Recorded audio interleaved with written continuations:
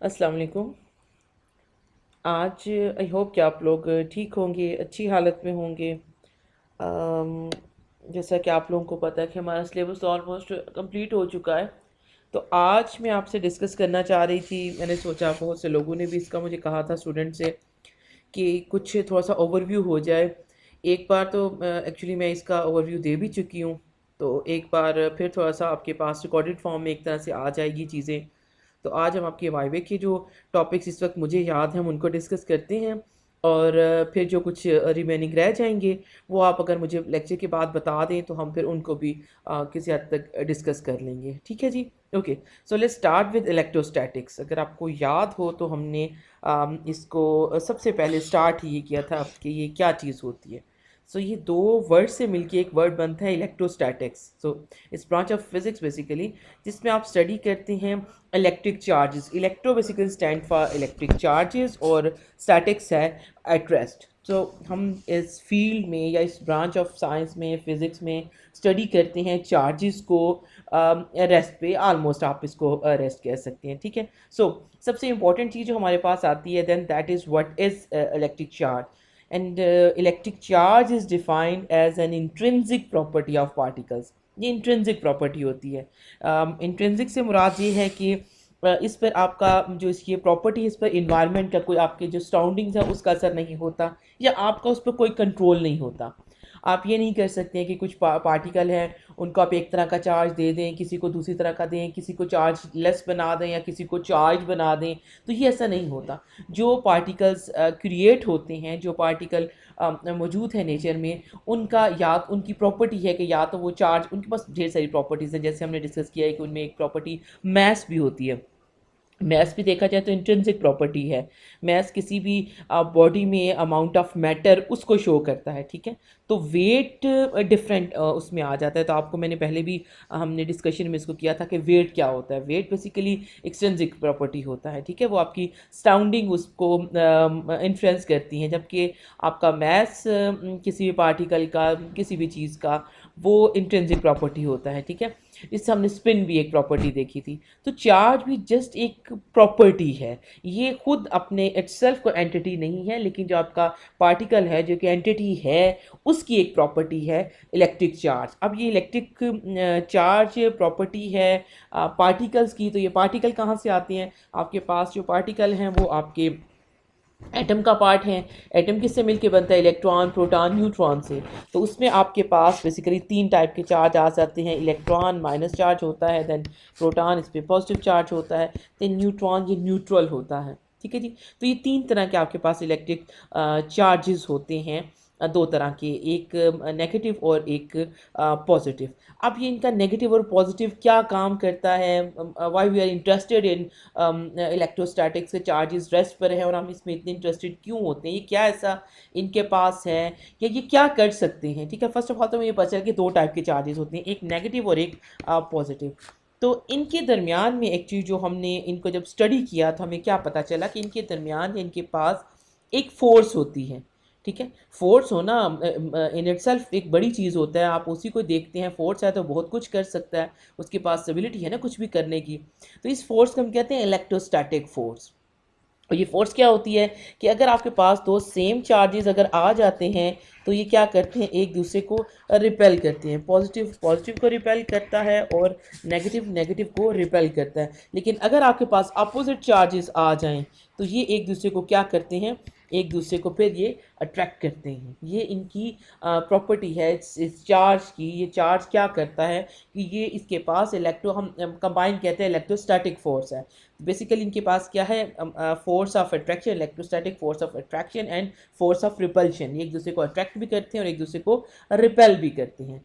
ठीक है जी। यहाँ पे हमने ये देख लिया। अब हम ये देखते हैं कि जो हमारे पास चार्जेस होते हैं उनकी, इसके अलावा ये क्या, अच्छा एक हमने इसका देखा, इसकी वैल्यू क्या होती है। ये 1.6 इंटू 10⁻⁹ कूलम।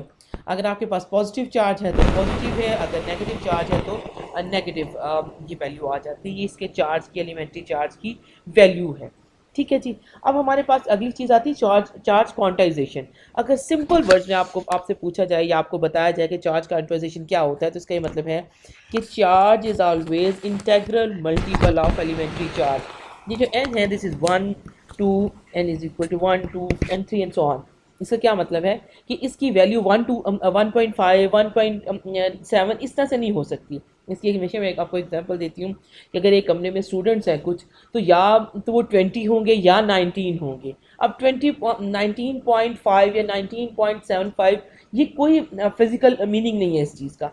ये जो चार्ज है आपका, ये वाला चार्ज जिसको हम डिस्कस कर रहे हैं, ये पार्टिकल, वो पार्टिकल फिजिकल पार्टिकल एंटिटी है एक, उसकी प्रॉपर्टी है। तो वो होगा या नहीं होगा, ये नहीं हो सकता कि आधा पार्टिकल यहीं पड़ा हुआ और आधा पार्टिकल नहीं है, ये नहीं होता। तो ये चीज़ शो करती है क्वांटाइजेशन ऑफ चार्ज, कि आपके पास अगर आपको किसी जगह पे किसी कोई भी आपके पास मटीरियल पर आप चार्ज फाइंड आउट करते हैं दैट इज़ क्यू, तो वो क्या करते हैं, वो जितने नंबर उसके पास होंगे चार्जेस के, नंबर किस में आएगा 1 2 3 4, और वो उसको आप मल्टीप्लाई करते हैं उसकी चार्ज की वैल्यू के साथ। ठीक है, एक्सपेरिमेंटली हम इसकी वैल्यू फाइंड आउट करते हैं चार्ज की।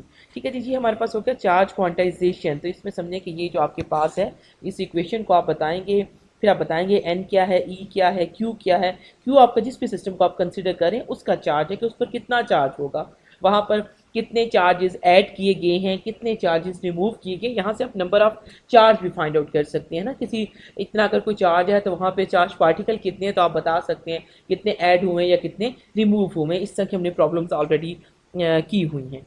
ठीक है जी, अब हम अगली चीज़ जो देखते हैं दैट इज़ चार्ज कंजर्वेशन। अब चार्ज कंजर्वेशन क्या होता है, कोई भी ऐसा आप समझें कि रिएक्शन हो जाए, कोई एक्सपेरिमेंट हो जाए जिसमें चार्जेस क्रिएट हो रहे हैं, डिस्ट्रॉय हो रहे हैं, तो हमेशा पेयर में क्रिएट होते हैं और पेयर में ही डिस्ट्रॉय होते हैं। मींस कि आपके पास लेट्स सपोज कि ए एक कोई था आपका पार्टिकल है, कोई भी उस पर चीज़ है और उस पर कोई चार्ज है, लेट्स सपोज मैं कहती हूँ +2 उसका चार्ज है। ठीक है, अब क्या होता है कि यहाँ अगर इसने उसी एक हम क्लोज सिस्टम की बात जहाँ पे करते हैं ना, इससे दूसरे पार्टिकल में कन्वर्ट होना है बी, जिसका मतलब है कि बी और से अगर दो पार्टिकल बन रहे हैं तो इनकी पॉसिबिलिटी क्या बनती है, इस रिएक्शन कब पॉसिबल होगा, या तो इसमें भी +2 चार्ज आ जाए बी पे और सी पे 0 हो जाए, या फिर आप क्या करेंगे कि यहाँ पे +1 +1। अब यहाँ पे +1 -1 नहीं आ सकता। ठीक है, दूसरे ऑप्शन ये भी हो सकते हैं कि आप इस पे कोई बड़ा चार्ज है +3 लिया यहाँ पे -1 तब यहाँ पर लें, तो ये डिफरेंट पॉसिबिलिटी है। लेकिन जो इंपॉर्टेंट चीज़ है चार्ज कंजर्वेशन आपको ये बताता है कि इक्वेशन के या आपके जो रिएक्शन है, जो आपका एक्सपेरिमेंट है, before experiment and after experiment charge number remain same. अगर यहाँ पे पहले +2 है तो आपको आफ्टरवर्ड्स भी क्या मिलना चाहिए, +2 मिलना चाहिए। ठीक है, ये चीज़ आपको चार्ज कंजर्वेशन कहलाती है। ठीक है जी, अच्छा जी, अब हम बात कर रहे थे कि चार्जेस के पास क्या होता है, चार्जेस के पास फोर्स होती है जिसको हम कहते हैं electrostatic force. It can be attractive और कैन बी रिपल्सिव। तो इस फोर्स को अगर आप कैलकुलेट करना चाहते हैं, फाइंड आउट करना चाहते हैं, तो आप क्या करते हैं, अब आपके पास एक लॉ है जो आपको बताता है कि F इज इक्वल टू के Q1 Q2/r²। ठीक है, इसका ये मतलब जो इंपॉर्टेंट आपके फार्मूला आएंगे आपने उनको याद करना है, ये नहीं कि बस आप हवाई बातें करें तो वो एक्सेप्टेबल नहीं होंगी। ठीक है, अब यहाँ पे वो क्या मिलता है, ये आपकी इलेक्ट्रोस्टैटिक फोर्स है। ये इसकी दो समझिए कि आप पॉसिबिलिटीज़ हो सकती है, या ये फोर्स अट्रैक्टिव होगी या ये फोर्स क्या होगी, रिपल्सिव होगी। ओके, आपके पास दो चार्जेस हैं। ये फोर्स की लिमिटेशन ये है कि ये सिर्फ फोर्स फाइंड आउट कर सकते हैं बिटवीन टू चार्जेस। अगर हमने डिस्कस किया कि आपके पास यहाँ पे 100 चार्जेस और हो जाएं तो आप 100 के 100 को यहाँ पे ऐड नहीं कर सकते, ये लॉ है, ये नहीं बदल सकता, ये यही रहेगा। इसका ये मतलब है कि आप पहले फाइंड आउट कर सकते हैं force between Q1 and Q2, then Q1 and Q3, then Q1 and Q4, और फिर आप क्या कर सकते हैं, इनको सिंपल ऐड कर सकते हैं। ये एक वे है। ये फोर्स आपको बताती है, कूलम्स का आपको बताता है कि फोर्स प्रोपोर्शनल है मैग्नीट्यूड ऑफ चार्जेस के, ओवर फोर्स प्रोपोर्शनल है 1/r² के। ये टाइप ऑफ चेंज है, आपको इससे ये पता चलता है कि F किस तरह से डिपेंड करता है Q1 Q2 पर, या F का रिलेशनशिप क्या है r² के साथ, जो कि डिस्टेंस है between charge Q1 and charge Q2। ठीक है, ये हमारे पास हो गया कूलम्स लॉ। ओके, इसके अलावा हमने बात की थी इलेक्ट्रिक फील्ड की। अब हम बात कर रहे हैं कि हमारे पास कोई पॉजिटिव चार्ज है तो इसके पास फोर्स ऑफ रिपल्शन भी है, फोर्स ऑफ अट्रैक्शन भी है। अब ये फोर्स का बिहेवियर क्या है, ठीक है, ये कैसे हमें पता चलता है, इसकी अंडरस्टैंडिंग हमने कुछ इस तरह बनाई कि आपके पास दूर के एक चार्ज पड़ा हुआ है, नेगेटिव चार्ज है। अब इस चार्ज को कैसे पता चलेगा कि हमने एक दूसरे को अट्रैक्ट करना है, या अगर सेम चार्जेस आ गए हैं तो इनको कैसे पता चलता है कि हमने एक दूसरे को रिपेल करना है। तो उसकी अंडरस्टैंडिंग के लिए हम कहते हैं कि जो हर चार्ज एक आपका होता है उसके इर्द गिर्द कोई फील्ड, कोई रीजन, कोई स्पेस होती है जहाँ पर आप इसके फोर्स ऑफ अट्रैक्शन को या फोर्स ऑफ रिपल्शन को, या आप कहें कि उसकी इलेक्ट्रोस्टैटिक फोर्स को आप फाइंड आउट कर सकते हैं। ठीक है, उस वहाँ पर उसका असर होता है। तो कैसे होता है, अब जो आपकी इलेक्ट्रिक फील्ड है, इसको हम जानने के लिए एक कुछ इमेजिनरी लाइन यूज़ करते हैं जिसको हम कहते हैं electric field lines. Electric field lines आपके लिए क्या करती हैं कि वो बताती हैं आपको कि अगर मैं इस पॉइंट पे देखना चाहती हूँ कि यहाँ पे इलेक्ट्रिक फील्ड क्या है, तो हमें बताती हैं कि इसकी डायरेक्शन क्या होगी इलेक्ट्रिक फील्ड की। इसी तरह से ये कि अगर ये यहाँ पर पड़ा हुआ है या यहाँ पर पड़ा हुआ है तो यहाँ पर इसका मैग्नीट्यूड क्या होगा। ये जितना चार्ज से करीब होगा उतना ज़्यादा इलेक्ट्रिक फील्ड का वहाँ पे मैग्नीट्यूड होगा, जितना उससे दूर होता जाएगा उसका मैग्नीट्यूड वहाँ से कम होता जाएगा। ठीक है, तो ये हमारा हो गया इलेक्ट्रिक फील्ड। इस कोर्स में यू कैन से कि हमने ज़्यादा से ज़्यादा टाइम लगाया था ये फाइंड आउट करने के लिए कि किसी भी, पहले हमने एक पॉइंट चार्ज लिया, उसकी वजह से कहीं पर इलेक्ट्रिक फील्ड क्या होती है, फिर हमने एन नंबर ऑफ समझे सेपरेट चार्जेस को लिया, उनकी इलेक्ट्रिक फील्ड क्या होती है। उसके बाद फिर हमने ये काम किया था कि हमने एक सिस्टम लिया था जिसमें दो पार्टिकल्स थे, हमने उसकी इलेक्ट्रिक फील्ड फाइंड आउट की, फिर हम वन डायमेंशनल ऑब्जेक्ट पर आ गए, फिर टू डायमेंशन पे गए, फिर थ्री डायमेंशन पे गए। तो इस तरह से हम क्या फाइंड आउट करें, हम इलेक्ट्रिक फील्ड फाइंड आउट करना चाहते हैं, उस चार्ज बॉडी का हम इफेक्ट फाइंड आउट करना चाह रहे हैं किसी भी दूसरे डिस्टेंस पर, किसी भी दूसरे मुकाम पर। ठीक है, तो यहाँ पर हमने एक और चीज़ इंट्रोड्यूस करवाई थी, दैट वाज सुपरपोजिशन प्रिंसिपल। हमारे पास होता क्या कि अगर आपके पास कोई इंडिपेंडेंट रिस्पॉन्सेज हैं किसी चीज़ के और आपको वहाँ पर उन रिस्पॉन्सेज का नेट चाहिए, तो आप क्या कर सकते हैं, सपोज फोर्स है तो आप क्या करते हैं, आपको अगर एफ नेट चाहिए है, रिजल्टेंट फोर्स चाहिए किसी एक जगह पर, तो आप क्या करते हैं, F1 फाइंड आउट करते हैं, या आप समझे कि F1 2 कर लें, यानी force between 1 and 2 particle, then plus F1 और 3 पार्टिकल के दरमियान प्लस, इस तरह से आप करते चले जाते हैं इनको। जो आपका ये एडिशन है ये आपका सुपरपोजिशन प्रिंसिपल कहलाता है। ठीक है, अच्छा जी, अब हमने जो दूसरी चीज़ यहाँ पे डिस्कस की थी वो ये थी कि डाइपोल क्या होता है। तो डाइपोल इज़ डिफाइंड लाइक कि आपके पास दो चार्जेस होते हैं, एक प्लस होना चाहिए, एक माइनस होना चाहिए, लेकिन इनका मैग्नीट्यूड सेम होना चाहिए। ठीक है, Q1 और Q2 इसको हम कह देते हैं, और ये एक डिस्टेंस बल्कि यहाँ पे बनाना चाहिए, इनके दरमियान में जो डिस्टेंस होता है that is D। This setup is termed as electric dipole. ठीक है जी, अब आपने फाइंड आउट करना है कि इलेक्ट्रिक डाइपोल की, आपने इसको याद रखना है कि इलेक्ट्रिक फील्ड किसके बराबर होती है, वहाँ पर Q और R का आपस में क्या रिलेशनशिप आता है विद E। ओके, अगर मैं यहाँ पे लिखूँ इलेक्ट्रिक फील्ड वाले केस में जहाँ पे मेरे पास आया था, हम इसको डिफाइंड ऐसे करते हैं कि electric field E is equal to F over Q naught. F क्या है, एफ आपकी फोर्स है, क्यू नाट क्या है, आपका टेस्ट चार्ज है। ये ऐसे ही है कि ये आपका कोई चार्ज है, पॉइंट चार्ज है, और किसी एक फासले पर आपने एक दूसरा चार्ज रखा है जिसको आप कहते हैं कि ये क्यू नॉट है। ठीक है, ये क्यू वन हो गया। तो एफ बेसिकली क्या होता है, एफ आपका आ जाएगा के q one q naught over r square, अगर इनके दरमियान में डिस्टेंस आर है। ठीक है, ये आपके पास फोर्स बन जाती है। ओके जी, हम डाइपोल की बात कर रहे थे, उससे आपको ये पता चलेगा कि अगर मैं आपसे कहती हूँ कि सॉरी, अगर मैं आपसे ये कहती हूँ कि आप आर को कर दें इन्फिनिटी कर दें या ज़ीरो कर दें, तो आपकी जो इलेक्ट्रिक फील्ड है या जो आपकी इक्वेशन है उस पर क्या फ़र्क पड़ेगा। इस चीज़ को हमने बड़ी अच्छी तरह से डिस्कस किया है कि जब आप बात करते हैं 1/इन्फिनिटी वो किसके बराबर होता है, या 1/0 किसके बराबर होता है, अनडिफाइंड हो जाता है, तो आप किस तरह से इसको करते हैं। ये चीज़ें आप जब आपने से मैंने कहा था कि potential energy, electric potential at infinity find out करें, तो उसमें भी आपको इस चीज़ से फ़ायदा हो सकता है। ठीक है, ये आपने यहाँ से समझें कि आप इसकी इलेक्ट्रिक फील्ड का फार्मूला आपके पास स्लाइड में मौजूद है, आप वो लिख लें और फिर इसको अंडरस्टैंड करें कि आर कहाँ पर है, जी कहाँ पर है, कौन सी ऐसी चीज़ें हैं जिनको हम आगे पीछे अगर वेरी करें तो हमारे पास इक्वेशन या इलेक्ट्रिक फील्ड चेंज हो जाती है। ठीक है जी, ये 1 मिनट मेरा हाथ लगने से छोटा हो जाता है।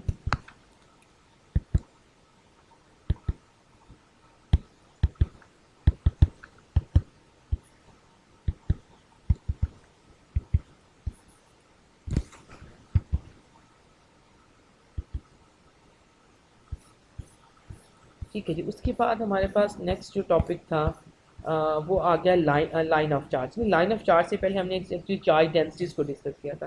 पहले हम क्या कर रहे थे, हमारे पास अगर n नंबर ऑफ चार्ज भी हो जाता है ना, Q1 और Qn तक है, तो हम चार्ज बाय चार्ज हम उसको एक एक चार्ज करके कर लेते हैं, कुछ नंबर हमारे पास आ जाता है। लेकिन जब आप अपने रियल ऑब्जेक्ट की बात करते हैं जो आपके पास मौजूद है, तो वहाँ पे अगर आप दो चार उसका सेंटीमीटर का भी कोई पोर्शन लेते हैं, कोई इस तरह से करके कि आपके पास आ जाता है, 1-2 इंच का भी आ जाता है, तो वहाँ भी बिलियंस ऑफ चार्जेस आ जाते हैं। तो ऐसी सिचुएशन में आप उनको चार्ज बाय चार्ज एक्चुअली नहीं काउंट कर सकते। तो वहाँ पे हम क्या कॉन्सेप्ट यूज़ करते हैं, चार्ज डेंसिटीज़ का। ठीक है, तो अगर आपके पास कोई लेंथ है तो उसकी चार्ज डेंसिटी को हम कहते हैं कि लैम्डा, ये लीनियर चार्ज डेंसिटी है, this is Q over length आ जाता है। इसी तरह से अगर आपके पास कोई एरिया है, लेट्स सपोज, तो आप उस 2 डायमेंशन का आ जाता है, तो वहाँ पे आप क्या करते हैं, आप क्यू पर यूनिट एरिया ले लेते हैं, या आप क्या, ये आई थिंक रो होता नहीं, ये रो नहीं होता, ये लैम्डा होता है, इसका नाम क्या होता है, ये सिग्मा आई थिंक होता है, और ये रो होता है। यहाँ पे क्या आपके पास होता है, चार्ज पर यूनिट वॉल्यूम। ठीक है, तो आप इस तरह से एक दो चार्ज को काउंट करने की बजाय आप वहाँ पर जो चार्ज होता है उसको per unit length, per unit area और पर यूनिट वॉल्यूम से हम उसको डिस्क्राइब करते हैं, और इसको हम चार्ज डेंसिटीज़ कहते हैं। चार्ज डेंसिटीज़ की ही डिस्कशन में हमने देखा था कि लेंथ ऑफ आर क्या होती है। बेसिकली आर क्या होता है कि ये आपका एक सर्कल का अगर मैं एक पोर्शन ले रही हूँ, तो ये इसके तरह में थीटा होगा, ये आर उसका रेडियस है। तो ये जो गोल वाला पोर्शन आता है, इसकी लेंथ फाइंड आउट करने का क्या फार्मूला होता है, इसको हमने डिस्कस किया, इसको आर्क लेंथ कहते हैं। यहीं पर हमने एरिया ऑफ क्या उसे कहते हैं जी, सर्कल, वो फाइंड आउट किया था। इसी तरह से हमने यहाँ पर वॉल्यूम किसी सर्कल को स्फीयर का चाहिए तो वो किसके बराबर होता है। तो ये चीज़ें आप इस टॉपिक के अंदर देखेंगे, उनको समझेंगे। ठीक है, उसी तरह फिर आप यहाँ पे आपको पता होना चाहिए कि लाइन ऑफ चार्ज का ई क्या होता है, किस चीज़ के बराबर होता है। यहाँ पे जी क्या है, जी कौन सा डिस्टेंस है, यहाँ पे आर कौन सा डिस्टेंस है, ये आपको पता होना चाहिए। अगर आपसे कहा जाए कि अगर मैं इस आर को ज़ीरो करूँ तो इलेक्ट्रिक फील्ड की क्या वैल्यू आएगी, अगर मैं जी को ज़ीरो कर दूँ तो इलेक्ट्रिक फील्ड की क्या वैल्यू आएगी। तो ये चीज़ आप इसको इस ध्यान से देखेंगे कि किस तरह से चीज़ें आपस में मल्टीप्लाई हो रही हैं। जिस चीज़ को आप ज़ीरो रखना है, आप उस पूरी इक्वेशन में उसकी वैल्यू को ज़ीरो करके देखेंगे कि आपके पास इक्वेशन की क्या फॉर्म आती है, क्या शक्ल आता है। ठीक है जी, ओके। अब उसके बाद हमारे पास जो नेक्स्ट टॉपिक है दैट वाज फ्लक्स। अब फ्लक्स क्या होता है, फ्लक्स एक्चुअली लैटिन वर्ड है जिसका मतलब होता है to flow, flow of something through certain area या सब्सटेंस। तो आपके पास लेट्स सपोज कोई एरिया है और इसमें से कितना कोई चीज़ फ्लो करती है, उस चीज़ को हम कहते हैं कि फ्लक्स होता है ये। ठीक है, अब ये डिपेंड किन चीज़ों पे करता है, ऑफ कोर्स। अब इसकी एग्जांपल मैंने आपको बार बार दी है कि आपके पास एक विंडो है, सर्टेन एरिया है, और आप वहाँ पर खड़े हैं और आप देख रहे हैं कि भाई तेज़ हवा चल रही है, तो आप फील कर सकते हैं कि अगर तो हवा आपकी खिड़की के पैरेलल होती है तो आपके कमरे में हवा नहीं आती है, और अगर वो उसके रास्ते में आ जाए, हवा के पैरेलल के अलावा कोई एंगल बने, तो जितना वो एंगल बनता है तो हवा आपके कमरे में उतनी आती है। और दूसरी ये कि खिड़की का साइज़ ऑफ कोर्स मैटर करता है कि कितना बड़ा एरिया एक्सपोज हो रहा है एयर को, उतनी ज़्यादा हवा आपके पास एंटर होती है। ठीक है, तो यहाँ पे हमने एक आइडिया इंट्रोड्यूस करवाया था वेक्टर एरिया का। अब वेक्टर एरिया क्या होता है कि आपके पास उसका जो ये ऐसा वेक्टर है जिसका मैग्नीट्यूड किसके बराबर होता है, उस एरिया के जिसको आप कंसिडर कर रहे होते हैं। और इसकी समझे कि ये आपका कोई एरिया अगर मैं बनाऊँ तो यहाँ से उसकी जो डायरेक्शन है वो परपेंडिकुलर होती है, उसके नॉर्मल हम कहते हैं, नॉर्मल टू द सरफेस, और आउटवर्ड होती है। ठीक है, अगर एक आपके पास कोई सरफेस है, हम उसे कहते हैं कि भाई ये मेरा राइट है, ये इसका, अगर इसके बैक वाले का मैं देखना चाहूँ तो दूसरी साइड पे जाएगा, तो नॉर्मल भी होती है लेकिन आउटवर्ड होती है। अगर आपके पास लेट्स सपोज आप दीवार को अपने, या आप समझिए कि आपने एक पेपर अपने टेबल पे रखा है, तो उसकी जो ऊपर वाली सरफेस है जो आपको, जिसको आप फेस कर रहे हैं, उसकी डायरेक्शन टुवर्ड्स योर रूफ होगी, छत की तरफ उसकी जा रही है, और जो उसकी नीचे वाली आपके टेबल या पेपर का जो नीचे वाली सरफेस है, उसका जो वेक्टर एरिया की डायरेक्शन है वो डाउनवर्ड होगी, वो ज़मीन की तरफ होगी। सो इट डिपेंड्स कि आप किस तरफ, आपकी सरफेस कहाँ पड़ी हुई है। और इसका जो मैग्नीट्यूड होता है वो जो सरफेस का एरिया होता है, because area is scalar quantity, area का तो अपना नहीं होता ना, डायरेक्शन नहीं होती, तो वो एरिया का जो वो है वो उसका मैग्नीट्यूड होता है, जो भी एरिया की वैल्यू है। लेट्स सपोज कि आपके पास एक स्क्वायर है 2x2 का, तो इसका ये मतलब है कि 4 मीटर आपकी उसका एरिया हो गया, तो ये उसका मैग्नीट्यूड होगा, और डायरेक्शन आपको पता है को क्या होगी, यहाँ से आउटवर्ड आपकी तरफ आ रही है, बाहर को आ रही है, तो ये उसकी डायरेक्शन हो जाती है। ठीक है, अगर इसी तरह से आप इलेक्ट्रिक फ्लक्स को करना चाहते हैं तो जो इलेक्ट्रिक फील्ड लाइन आपकी या जो भी इलेक्ट्रिक फील्ड की इंटेंसिटी है किसी सर्टेन एरिया से जो वहाँ से पास करेगा तो उसको हम कहते हैं कि ये इलेक्ट्रिक फ्लक्स देता है। ठीक है, इस इलेक्ट्रिक फ्लक्स को हमने किस चीज़ के लिए समझा या हम क्या करना चाह रहे थे, तो वो हमने इसको यूज़ किया था गॉसेस लॉ में। गॉसेस लॉ की एप्लीकेशन एक्चुअली ये आपको उससे मिलता है कि जब हम पीछे इलेक्ट्रिक फील्ड फाइंड आउट कर रहे थे तो हमने अच्छी खासी तगोदो की। पहले हमने उसका छोटा सा एक स्मॉल पैच लिया ये फाइंड आउट करने के लिए कि वहाँ पर उसको हम एक्चुअली अप्रॉक्सीमेट कर रहे थे पॉइंट चार्ज पर कि एक ही चार्ज है, इतना छोटा सा हम इसका पैच लेते हैं। फिर वहाँ से हम अप्रॉक्सीमेशन लगाते लगाते उसको लेकर आते हैं रियल अपनी सरफेस पे, वहाँ पर फिर हम इंटीग्रेशन करते हैं। कैलकुलस का हमने यूज़ किया, हमने सोचा कि जो चेंज है that is small and continuous, तो हमने वहाँ पे इंटीग्रेशन को यूज़ करते हुए गॉसेस लॉ बेसिकली आपको क्या देता है, आपको डायरेक्ट इलेक्ट्रिक फील्ड की वैल्यू मिलती है। ठीक है, इसमें क्या होता है कि phi is equal to q charge enclose over epsilon naught, ये कांस्टेंट है एप्सिलॉन नॉट आपका। और फाई क्या है, फाई बेसिकली फाई के अंदर आपके पास इलेक्ट्रिक फील्ड और उसका वेक्टर एरिया मौजूद है। तो यहाँ से आपको इलेक्ट्रिक फील्ड मिल जाती है। अगर तो इलेक्ट्रिक फील्ड यूनिफॉर्म है उसको आप बाहर निकाल देते हैं, तो जब इंटीग्रेट करते हैं डी ए को तो आपको ए मिल जाता है, तो वो ई ए के बराबर आ जाती है। ठीक है, तो ये चीज़ें इस तरह से गॉसेस लॉ आपको एक्चुअली स्ट्रेट फॉरवर्ड इंफॉर्मेशन देता है किसी भी ऑब्जेक्ट की, किसी भी चीज़ की, किसी दूसरे पॉइंट पे इलेक्ट्रिक फील्ड की जब अपने वैल्यू फाइंड आउट करनी हो। ठीक है, यूजिंग इलेक्ट्रिक फ्लक्स। ठीक है जी, और दूसरा आपको ये चार्ज इनक्लोज बताता है। लेट्स सपोज आपके पास कोई गॉसियन सरफेस है, मैं कहती हूँ यहाँ पे Q1 है, लेट्स सपोज 5 कूलम है। ठीक है, अब इसके इर्द गिर्द यहाँ पे बहुत सा चार्ज मौजूद हो, कहीं 10 कूलम पड़ा हुआ है, कहीं 20 कूलम पड़ा हुआ है, तो मैं कहूँ अब यहाँ पे चार्ज कितना है, तो गॉसेस लॉ आपको चार्ज बताता है दैट इज चार्ज इनक्लोज्ड। ठीक है, इसका ये मतलब है कि इसका जवाब सिंपल 5 कूलम होगा। ओके जी, इसके अलावा इसी चैप्टर में हमने थोड़ा सा डिस्कस किया था कंडक्टर को। हमने कहा कंडक्टर के पास जो एक्सेस चार्ज अगर आप उसको दें तो वो कहा जाता है, तो कंडक्टर उसको अपने सरफेस पे अरेंज करता है। ठीक है, ये आपका पास एक क्वेश्चन था, उसका वे है कि किस तरह से चार्ज को टैकल करता है, तो हम ये कहते हैं कि अपने पास सरफेस पे इसको अरेंज कर देता है। ठीक है जी, ओके जी, अब हम बात करेंगे अब पोटेंशियल एनर्जी के बारे में। अगर आप बात करते हैं सिर्फ पोटेंशियल एनर्जी की, तो it's type of energy which is associated with the position of an object. और इसकी इससे इसमें होता क्या है कि आप ग्रेविटेशनल फोर्स के अंडर उसमें काम करते हैं कि आप एक ऑब्जेक्ट को किसी एक मतलब दूसरे ऑब्जेक्ट के रिस्पेक्ट से किसी एक पोजीशन पर लेके जाते हैं। मींस लेट्स सपोज हम इसको हाइट के साथ करते हैं कि आप किसी बॉडी को उसके ग्रेविटेशनल फोर्स में काम करते हुए उसको किसी हाइट पर लेके जाते हैं, तो विच मीन्स अगर आप वहाँ से उसको रिलीज़ करते हैं वो कोई ना कोई काम करती है। ठीक है, तो इस तरह से हम पोटेंशियल एनर्जी को करते हैं। बेसिकली एनर्जी को हम दो फॉर्म्स में करते हैं, kinetic energy, energy associated with moving objects, और potential energy, energy associated with the position of the object. ठीक है, इस तरह से हम इसको पोटेंशियल एनर्जी को डिफाइन करते हैं। ठीक है, बेसिकली पोटेंशियल का मतलब ही होता है कि ये कोई कैपेसिटी होती है कुछ करने की, किसी ऑब्जेक्ट की, किसी चीज़ की, उसको इन फ्यूचर, तो हम इसलिए इसको पोटेंशियल एनर्जी कहते हैं। ठीक है, अब चूँकि आपको पता है हमने बड़ी लंबी इसकी डिस्कशन भी की थी कि जो पोटेंशियल एनर्जी है ऑफ कोर्स अगर एक मैस है तो मैस पे डिपेंड करती है, और अगर आपके पास इलेक्ट्रॉन जैसे पार्टिकल्स आ जाएं जो चार्ज पार्टिकल हैं, उनका मैस इतना कम है, इतना माइनर है कि उनके ऊपर ग्रेविटेशनल फोर्स से तो कोई फ़र्क नहीं पड़ता। इसका ये मतलब है कि पोजीशन से भी उनको फ़र्क नहीं पड़ता।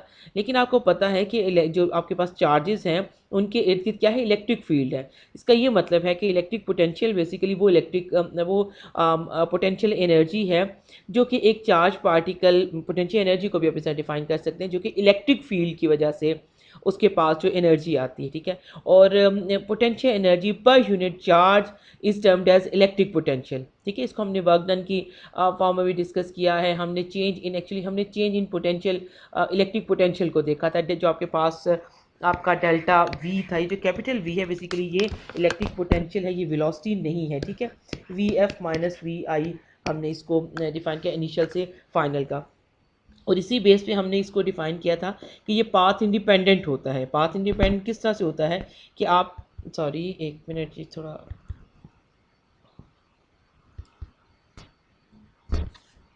किस तरह से ये पाथ इंडिपेंडेंट होता है कि आपकी जो पोजीशन थी वो आपने इसकी ली है।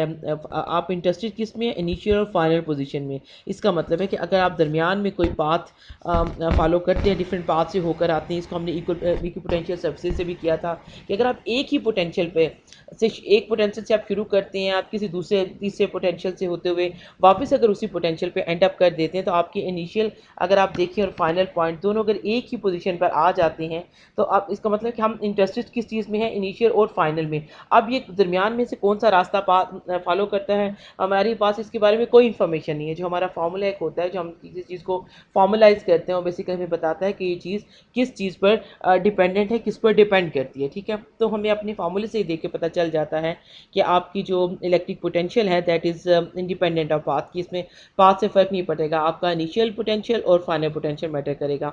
यहाँ पर आपकी जो आपका वी किसके बराबर है, इसको आपको पता होना चाहिए, क्योंकि इसकी बेसिस पे हम डिफाइन करते हैं कि वी इन्फिनिटी की क्या वैल्यू आएगी, वेदर इट इज़ इन्फिनिटी और ज़ीरो। इसको हम डिफाइन करते हैं जब आपके पास फार्मूला होगा वी का। ठीक है, उसमें आप देखेंगे कि डिस्टेंस अगर आपका इन्फिनिट हो जाए तो उससे क्या मुराद होता है, अगर आपका डिस्टेंस ज़ीरो हो जाए तो उससे क्या मुराद होता है। ठीक है जी, ये चीज़ें आप इसको देखेंगे, आपको ये फार्मूला पता होना चाहिए। फिर वही कि आपका जो electric potential of positive charge है, electric potential because of positive charge वो क्या होता है, और electric potential because of negative charge वो क्या होता है। ठीक है जी, ये चीज़ें इसमें आ जाएंगी। उसके बाद हमने एक अगला जो चैप्टर किया था वो था करंट और रेजिस्टेंस का। उसमें सबसे पहले जो हमने एक रिलेशनशिप समझा कि आपके पास एक क्लोज सर्किट है और उसमें आपका कोई वोल्टेज वी आपने उस पर अप्लाई किया है, कि वहाँ कोई करंट आई है और आपके पास जो रेजिस्टेंस है उस सर्किट की वो उसमें आर है। तो जो ओहम्स लॉ है वो आपको बताता है कि वी प्रोपोर्शनल है करंट के। ये डायरेक्ट रिलेशनशिप होता है, और you can say V is equal to R I. ठीक है, अब आर क्या है, रेजिस्टेंस है, और आई क्या है, करंट, और वी क्या है, आपका वोल्टेज। तो ये आपके पास एक रिलेशनशिप है, और ये आपको ये बताता है कि वी डायरेक्टली प्रोपोर्शनल है करंट के आपका वोल्टेज। ठीक है, इसी तरह से हमने एक और चीज़ को यहाँ पे डिफाइन किया, दैट वाज करंट। करंट जो ये वाला करंट है ये आई है, और ये किसके बराबर होता है, आपका Q ओवर टी। ठीक है, इसका rate of change of current है वो आप सॉरी चार्ज आपको क्या देता है, करंट देता है। इसका यूनिट आपको पता होना चाहिए कि इसका यूनिट क्या होता है। ठीक है, ये मैंने इसका नाम लिखा है, आपने यूनिट इसका चेक करना है। उसके पास जो हमारे पास है एक quantity that were resistance and resistivity. ठीक है, यहाँ पे नीचे में रेजिस्टेंस लिखा है, ऊपर मैंने इसको रेजिस्टेंस के साथ इसको बताने की कोशिश की है। अगर मैं रेजिस्टिविटी की बात पहले करूं, तो आपका जो मटेरियल है उसकी ये प्रॉपर्टी है कि वो किसी मैटर को, किसी भी करंट को कितना रेजिस्ट करता है उसके फ्लो को। इसकी एग्जांपल अगर आपको याद हो तो मैंने आपको दी थी कि लेट्स सपोज आप एक किसी टाउन में लेट्स सपोज रहते हैं और वहाँ पे रोड्स वगैरह ना हो। आपके जो रोड्स होती हैं, तब आपको ऑफ कोर्स आपने अगर किसी जगह तक पहुँचना है, आपने गेट से एग्जिट करना है या कहीं बाहर जाना है, उस टाउन से निकलना है, तो आप अपने घर से रोड्स पे अपनी गाड़ी को ड्राइव करते हो या वहाँ से चलते हुए आप बाहर निकल जाते हैं। ठीक है, और अगर रोड्स ना हो, सिर्फ घर साथ साथ बने हुए हों, तो ऑफकोर्स आपको बाहर जाने में कितना ज़्यादा इशू होगा, आपका फ्लो उतना ही मुश्किल हो जाएगा। ये सिचुएशन ये होती है कि जब आपके मटेरियल होते हैं उनके पास जो अपने एटम्स की जो चार्ज पार्टिकल्स हैं, इलेक्ट्रॉन्स हैं, उनकी जो अरेंजमेंट है, उनके जो अपना इंटरनल स्ट्रक्चर होता है, ऑफकोर्स हर जो मटीरियल है उसका डिफरेंट अरेंजमेंट होती है। तो ये इसका ही मतलब हुआ कि ये मटीरियल की अपनी प्रॉपर्टी है कि जब वहाँ से कोई इलेक्ट्रॉन अगर पास करना चाहता है तो उसको कितना रास्ता मिलता है। और सारे जो एक एक तरह के जो एटम होंगे, एक तरह का जो मटेरियल होगा, सब एक ही तरह की रेजिस्टेंस देगा। इसलिए अगर आप आयरन की बात कर रहे हैं तो उसकी जो रेजिस्टिविटी होगी वो ऑफ कोर्स एक ही वैल्यू उसकी होगी। और अगर आप जैसे ही आप मटेरियल बदलेंगे, मीन्स आप जैसे टाउन बदलेंगे, वहाँ पे घरों की अरेंजमेंट अगर डिफरेंट है तो वहाँ पर आपको रेजिस्टिविटी डिफरेंट हो जाएगी। लेकिन जब आप रेजिस्टेंस की बात करते हैं तो रेजिस्टेंस बेसिकली कॉन्फ़िगरेशन पे डिपेंड करता है। कॉन्फ़िगरेशन से मुराद उसकी सॉरी मेरी एक मिनट, विंडो बंद हो गई है।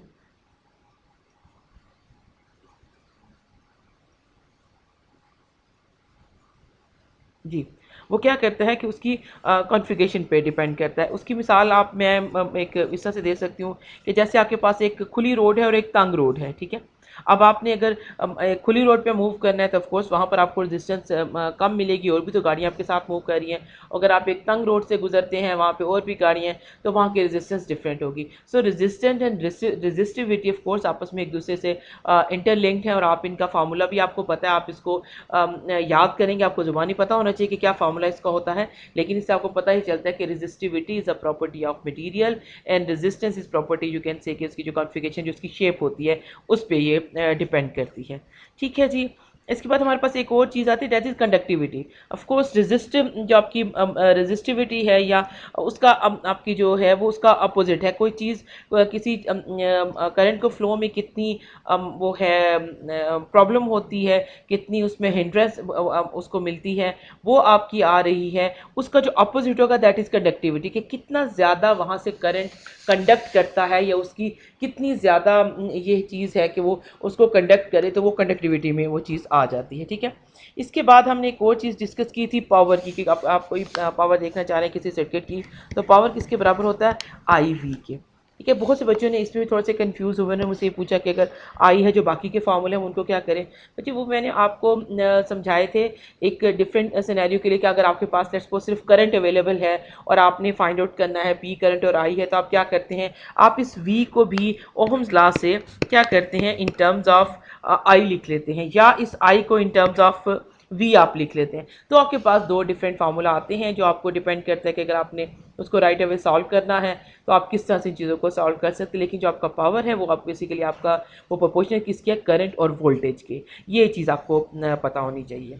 ओके। उसके बाद हमने एक डिवीजन की थी, जैसे हमने पहले आपको एग्जांपल दी कि अगर जब हम बात करते हैं करंट की या कंडक्टिविटी की बात कर रहे होते हैं, तो वहाँ पे हम मटेरियल को डिवाइड करते हैं कि अच्छा जी हमारे पास एक टाइप का मटेरियल है, उसको हम कंडक्टर कहते हैं, जो कि इलेक्ट्रिसिटी को गुजरने देता है। और उसके बाद हम कहते हैं कि इंसुलेटर होता है, जिसकी कनेक्टिविटी नहीं होती है, और वो कुछ मटेरियल के दरमियान होते हैं जिनको हम वो कहते हैं जी सेमीकंडक्टर्स कहते हैं। ठीक है। तो ये चीज़ें हमने डिस्कस की। अब हम जब हमने चीज़ों को एक डिफरेंट जिस सिनेरियो में हमने देखना उसमें हम उनकी कैटेगराइजेशन करते हैं, डिवीजन करते हैं। ठीक है। अगर हम जब अब हमारे पास कुछ ऐसे मटेरियल थे जहाँ पर हमारे पास क्या था, ठीक है, वहाँ पर सॉरी ये मेरा ना रिकॉर्डिंग नहीं हो रही, एक मिनट।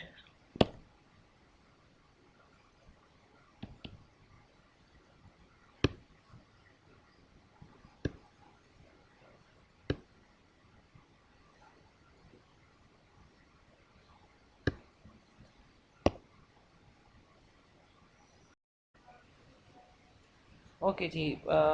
सॉरी मेरे पास पहले स्क्रीन नज़र नहीं आ रही थी, मैं इसको थोड़ा एडजस्ट किया है।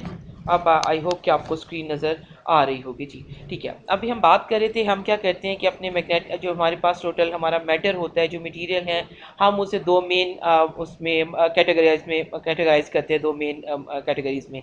एक हो गया मैग्नेटिक मटेरियल, दूसरा हो गया नॉन मैग्नेटिक। अब मैग्नेटिक क्या होता है, आपको पता है कि मैग्नेट की क्या प्रॉपर्टी होती है, कि वो मेटल को अट्रैक्ट करता है। ठीक है। और इस तरह से बाकी वो मटेरियल हैं जो कि मेटल को अट्रैक्ट नहीं करते हैं। अगर हम दो मेजर एक डिवीजन की बात कर रहे हैं, इसमें हमने डिस्कस किया था कि पार्टिकल की जो अपनी एक इंट्रिंसिक प्रॉपर्टी होती है, दो हमने ने भी अभी आपके साथ दो पहली उन दो चीज़ों का जिक्र किया है।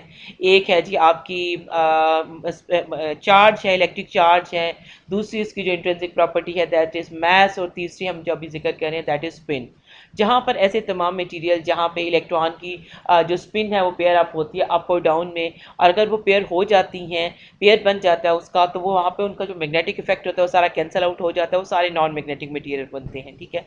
और इलेक्ट्रॉन जिनके ऐसे मटेरियल जिनके एटम में इलेक्ट्रॉन इस तरह से अरेंज होते हैं कि वो स्पिन को कैंसिल आउट नहीं करते, तो वहाँ पे उसके साथ जो एसोसिएट मैग्नेटिक फील्ड होती है वो कैंसिल आउट नहीं होती, और वो सारे के सारे मटेरियल मैग्नेटिक हो जाते हैं, मींस वो मैटर को अट्रैक्ट करते हैं। ठीक है। हमने इस तरह से एक डिस्कशन की मेजर मैग्नेटिक मटेरियल के हवाले से। ठीक है।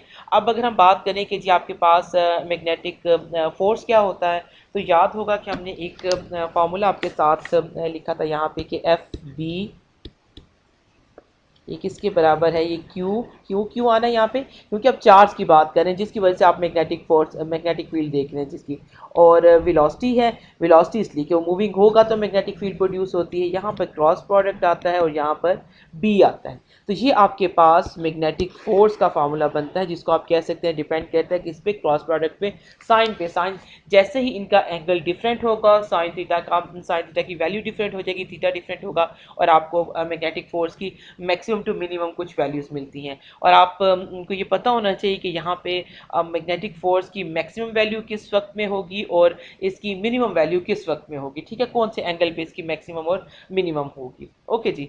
इसके अलावा हमने बात की थी हॉल्स इफेक्ट के बारे में। उसमें क्या था, उसमें आपके पास हमने एक अपनी एक कॉपर स्ट्रिप ली थी, उसको हमने एक वहाँ से करंट हमने पास करवाया, उसको हमने दिया, ईएमएफ प्रोवाइड की थी। तो वहाँ पर उसको हमने रखा मैग्नेटिक फील्ड में। अब मैग्नेटिक फील्ड की वजह से क्या था कि जो इलेक्ट्रॉन थे वो डिफ्लेक्ट हो गए एक साइड पर। अब ऐसी सूरत में ऑफ कोर्स हमें पता है कि जब आप मैग्नेटिक फील्ड अप्लाई करते हैं चार्जेस पे, तो चार्जेस इलेक्ट्रिक चार्ज डिफ्लेक्ट होता है मैग्नेटिक फील्ड से। लेकिन वहाँ पर ये होता है कि आपके जब चार्जेस एक साइड पे इलेक्ट्रॉन इकट्ठा होना शुरू हो जाते हैं, यानी कि डिफ्लेक्ट होना शुरू हो जाते हैं, तो जो दूसरी साइड होती है वहाँ पर डिप्लीशन हो जाती है नेगेटिव चार्ज की है। समझिए कि आप कह लें, क्या वहाँ पे आप कहते हैं कि पॉजिटिव चार्ज ज़्यादा हो जाता है। इस नेगेटिव और पॉजिटिव चार्ज की वजह से वहाँ पे की इलेक्ट्रिक फील्ड प्रोड्यूस हो जाती है। जब आपकी इलेक्ट्रिक फील्ड जो कि प्रोड्यूस हो रही है उस पोटेंशियल डिफरेंस की वजह से, ठीक है, वो बराबर हो जाए आपकी उसके मैग्नेटिक फील्ड के, या मैं इसको ये इस तरह से करूँ कि एफ ई ये आपकी इलेक्ट्रिक फोर्स है, force because of electric field है, और यहाँ पे आपके पास एफ बी आ जाए, फोर्स है बिकॉज ऑफ मैग्नेटिक फील्ड। अगर ये दोनों बराबर हो जाएं तो आपके जो पार्टिकल्स हैं, जो चार्जेस हैं, वो डिफ्लेक्ट नहीं होते अपने पाथ से, ठीक है जी। एक हमने ये डिस्कशन की थी इसके बारे में। अच्छा, इसके अलावा हमने नेक्स्ट एक रिलेशनशिप एक्चुअली ड्रॉ किया था, दैट इज एम्पियर्स लॉ। वो क्या था कि बी और करंट के दरमियान में हमने एक रिलेशनशिप ड्रॉ किया था। तो वो आ जाता है बी, और बेसिकली यहाँ पे अगर मैं इसको लिखना चाहूँ इंटेग्रल फॉर्म में, तो ये होता है B dot d s is equal to epsilon naught I, this is current, epsilon naught is constant. तो ये जो है बी कांस्टेंट बाहर चला गया। ये जो चीज़ होती है डी एस, ये जो आपका लेट्स सपोज ये आपका करंट जा रहा है और ये आपके पास उसका इर्द गिर्द जो मैग्नेटिक फील्ड बनती है, तो ये जो उसका रेडियस है दैट इज आर। तो ये क्या चीज़ आ जाती है, इसका जब सर्कमफेरेंस लेते हैं इस सर्कल का, तो वो आ जाता है 2 pi R. So this is equal to mu naught I, और यहाँ पे आपके पास आ जाता है B is equal to mu naught I over 2 pi R, जो कि सर्कमफेरेंस है इस सर्कल का, ठीक है जी। तो ये हमारे पास एक डिस्कशन थी अबाउट एम्पियर्स लॉ। इसको आपको पता होना चाहिए कि इसमें बी क्या है, म्यू नॉट क्या है, आई क्या है। ओके जी। इसके बाद हमने बात की थी फेरेडेज लॉ की। Faraday's law basically Faraday's laws of induction हम इसको कहते हैं। ये आपको बेसिकली प्रोवाइड करता है रिलेशनशिप, आप कह लें, इलेक्ट्रोमोटिव फोर्स का और चेंजिंग मैग्नेटिक फील्ड का। मैग्नेटिक फील्ड का अगर आप मैं इसको लिखना चाहूँ कि इसका फार्मूला किसके बराबर होता है, तो ये induced EMF is equal to minus, यहाँ पे डी लिखते चले, क्योंकि हम डी लिखते हैं, d phi B over d t, ठीक है, चेंज इन मैग्नेटिक फ्लक्स। अब बी फाइव बी क्या है, phi B is integral B dot d A. बेटा जब डॉट लिखा जाता है इसका मतलब है कि हम वेक्टर्स की बात कर रहे हैं, ठीक है। और अगर आप डॉट लिख रहे हैं और साथ में इंटेग्रल आएगा, बी कांस्टेंट हो, तो ये B dot B d A के बराबर आ जाएगा। ए को आप करेंगे तो आपके पास मैग्नेटिक फ्लक्स क्या आ जाएगा, बी ए। उसके लिए जहाँ पर आपके पास बी कांस्टेंट हो, ये मींस यूनिफॉर्म हो। और अगर आपके पास नॉन यूनिफॉर्म है तो ऑफ कोर्स आपको उसकी जो भी वैल्यू गिवन है आप उसको यहाँ पे रखते हैं और फिर एरिया के साथ आप उसको टोटल सॉल्व कर लेते हैं, ठीक है। चेंज इन मैग्नेटिक फील्ड हमने किया कि आप उसकी इंटेंसिटी को बढ़ा दें, कम कर दें, पास लेके आए मैग्नेट को उस जो आपकी कॉइल है जहाँ से आपने करंट को देखना है क्लोज सर्किट के, या उससे दूर दूर लेके जाएं, तो ये चेंज हो जाता है, ठीक है। जो इंड्यूस्ड करंट है आपका, जो मैग्नेटिक फील्ड की वजह से इसकी इलेक्ट्रोमोटिव फोर्स की वजह से प्रोड्यूस होता है, उसकी डायरेक्शन मैंने आपको बताई थी कि आप उसको फाइंड आउट करते हैं लेंजेस लॉ से, ठीक है जी। ओके। अब दूसरी चीज़ आपके पास यहाँ पे फेरेडे लॉ में ये भी हमने थोड़ा सा देखा था, अगर आप डायरेक्शन के पॉइंट ऑफ से देखना चाहें तो आप अपने राइट हैंड रूल से मैग्नेटिक फील्ड की डायरेक्शन निकालते हैं कि अगर वो टुवर्ड्स द पेज है या इनटू द पेज है, आउट ऑफ द पेज है, तो आपका थंब उस चीज़ को शो, उसकी मैग्नेटिक फील्ड की डायरेक्शन को शो करता है। तो जो आपकी उंगलियां कर्ल होती हैं वो आपको करंट की डायरेक्शन डायरेक्शन देती हैं। तो जहाँ पर आपके जो आपकी मैग्नेटिक फील्ड है अगर वो इनटू द पेज है, तो आप अपने जो आपका थंब है उसको इनटू द पेज रखते हो, अपनी अपनी उंगलियों को कर्ल करके देखते हैं कि क्लॉकवाइज है कि एंटी क्लॉकवाइज है। और इसी तरह जो इंड्यूस मैग्नेटिक फील्ड हमने कहा था वो उसके अपोजिट उसको अपोज करती है अपनी जो उसको कॉज करता है उसका, ठीक है। तो उसका ये मतलब है कि उस जो इंड्यूस मैग्नेटिक फील्ड होगी उसकी डायरेक्शन उससे अपोजिट होगी जो मैग्नेटिक फील्ड आपने चेंज कर रहे हैं, जिसने उस मैग्नेटिक फील्ड को प्रोड्यूस करना है। तो वो क्या करेंगे, फिर आप उस तरफ अपने थंब की डायरेक्शन रखेंगे और अपनी उंगलियों के कर्ल को चेक करेंगे कि वो किस तरफ जा रही है, ठीक है जी। तो इस तरह से हम इसकी डायरेक्शन को एक डायरेक्ट मेथड से फाइंड आउट कर लेते हैं। उसके बाद हमने बात की थी मैक्सवेल इक्वेशंस की। मैक्सवेल इक्वेशंस अगर आपको याद हो तो ये कंबाइन करती हैं basic laws of electricity and magnetism. इसमें हमने 4 लॉज को डिस्कस किया। ये आपकी स्लाइड्स में ये इक्वेशन मौजूद है, मुझे यहाँ लिखने की ज़रूरत नहीं है। अगर आप अपनी उसमें जाके देखेंगे अपनी स्लाइड में तो आपके पास 4 इक्वेशंस है। पहला आपका लॉ है that is Gauss's law for electricity, वो जो हमने ऊपर डिस्कस किया है कि phi is equal to Q enclosed over epsilon naught. उसके बाद आता है Gauss's law for magnetism, that is ये जो आपके पास आ जाता है phi is equal to B dot D L, आपके पास D A this is equal to zero, ठीक है। ये जो चीज़ है ये आपके पास गॉसेस लॉ फॉर मैग्नेटिज्म आ जाता है। इसके बाद फैराडे लॉ आ जाता है, ये वाली इक्वेशन आ जाती है। इसके बाद एम्पियर्स लॉ, फोर्थ इक्वेशन आपके पास आती है एम्पियर्स लॉ की। लेकिन एम्पियर्स लॉ में एक तो ये जो इक्वेशन है ना ये वाली, ये आपके पास आती है। लेकिन यहाँ पर एक चेंज मैक्सवेल ने इंट्रोड्यूस करवाया था, जहाँ पर उसने कहा था कि जब आपके पास चेंजिंग इलेक्ट्रिक फील्ड है वो बेसिकली मैग्नेटिक फील्ड को इंड्यूस करती है, ठीक है। तो आपके पास जो फार्मूला फिर आ जाता है, इसका जो लॉ आ जाता है that is P D L कर लें या डी एस कर लें, that is equal to mu naught I. ये तो एम्पियर्स का फार्मूला हो गया। उसने साथ में प्लस क्या किया था 1/c²।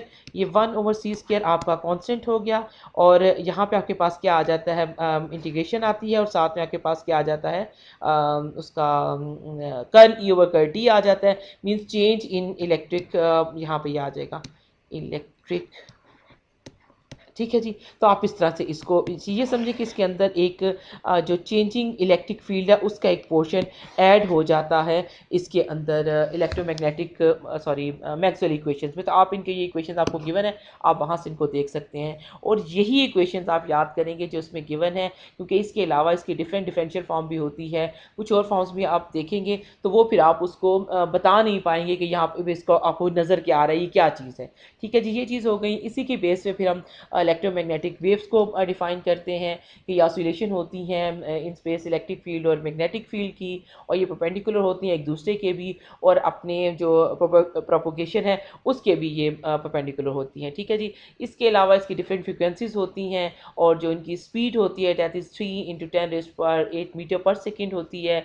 और नामों में आप इनके देखते हैं कि रेडियो वेव्स हैं और माइक्रोवेव्स हैं, इंफ्रारेड हैं, आपके पास आपकी अपनी लाइट है, इसी तरह से आपके पास अल्ट्रा वायलेट हैं, एक्स रेज हैं, गैमा रेज हैं। इनके सारे यूजेस वगैरह भी मैंने आपको बताए थे। और हम इनको डिफरेंट नाम क्यों देते हैं, सारी की सारी इलेक्ट्रोमैग्नेटिक रेडिएशन है, इलेक्ट्रोमैग्नेटिक वेव्स हैं। डिफरेंट नाम इनके कहाँ पर होते हैं, जहाँ पे इनकी एनर्जी डिफरेंट होती है वहाँ पे इनका नाम डिफरेंट हो जाता है, क्योंकि जब इनकी एनर्जी डिफरेंट होगी तो इनकी प्रॉपर्टी डिफरेंट हो जाती है। तो इस बेस पे इनका जो नाम है वो भी डिफरेंट हो जाता है, ठीक है। तो ये सारी चीज़ें इस वक्त मेरे जहन में थी जो मैंने आपको बता दी हैं।